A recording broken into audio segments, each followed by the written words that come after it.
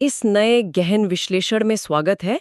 आज हम दुनिया की सबसे मशहूर प्रेम कहानी पर बात करने वाले हैं, रोमियो और जूलियट। बिल्कुल। पर आज का हमारा मिशन सिर्फ कहानी सुनना नहीं है। हम ये समझना चाहते हैं कि इस भयंकर ट्रेजेडी के पर्दे के पीछे असल में चल क्या रहा था। एकदम सही। और ये बहुत दिलचस्प है क्योंकि हमारे पास जो भी स्रोत है ना, जैसे साहित्यिक शोध और मूल नाटक का विश्लेषण, वो बताते हैं कि सिर्फ प्यार का मामला नहीं था। तो ये वो क्या कहते हैं, खराब फैसलों की कहानी ज्यादा है। हाँ, और सबसे बड़ा फैसला तो खुद शेक्सपियर का था।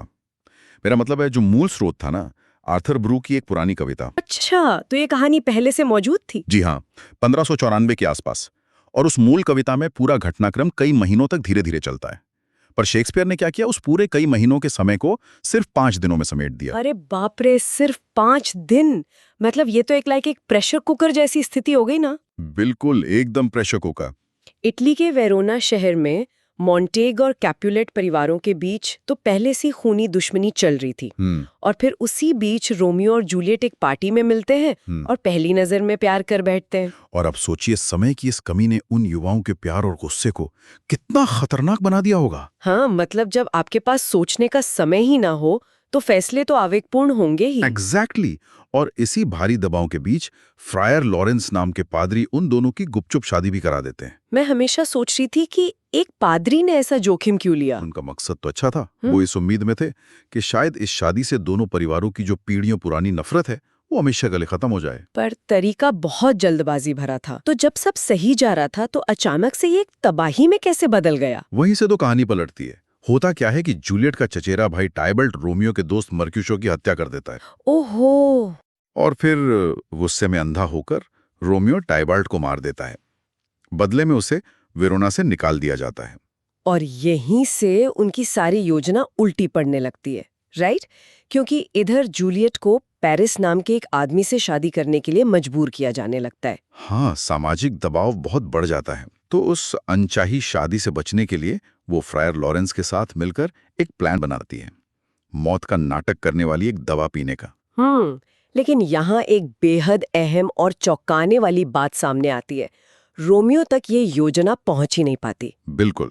और क्या आप अंदाजा लगा सकती हैं क्यों? क्योंकि हमारे स्रोतों के हिसाब से उस दूत को क्वारंटाइन कर दिया गया था। जी हाँ, प्लेग। उस समय प्लेग फैलने के शक में संदेशवाहक को रोक लिया गया। हे भगवान! एक महामारी के नियम ने पूरी कहानी पलट दी।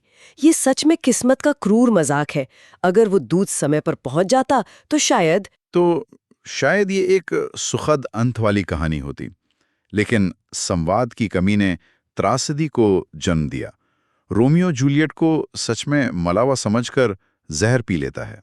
और फिर जब जूलियट की नींद खुलती है तो वो मरे हुए रोमियो को देखकर दुख बर्दाश्त नहीं कर पाती और वो मशहूर डायलॉग "ओ हैप्पी डैगर" कहते हुए खुद को खंजर मार लेती है।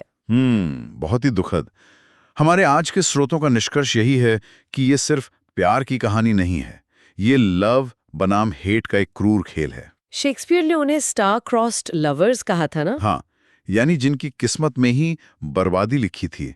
और सबसे बड़ी विडंबना देखिए, उन मासूम बच्चों की जान जाने के बाद ही उनके माता पिता की वो खूनी दुश्मनी खत्म होती है। ये काफी गहराई से सोचने पर मजबूर करता है। जाने से पहले इस बात पर गौर करना जरूरी है कि क्या ये वाकई सिर्फ दुर्भाग्य और प्लेग का खेल था या फिर युवाओं की वो आवेगपूर्ण जल्दबाजी ही उनकी असली दुश्मन थी। ये एक बहुत ही बेहतरीन सवाल है विचार करने के लिए। बिल्कुल। तो आज हमने रोमियो और जूलियट की फुल स्टोरी कवर कर ली है।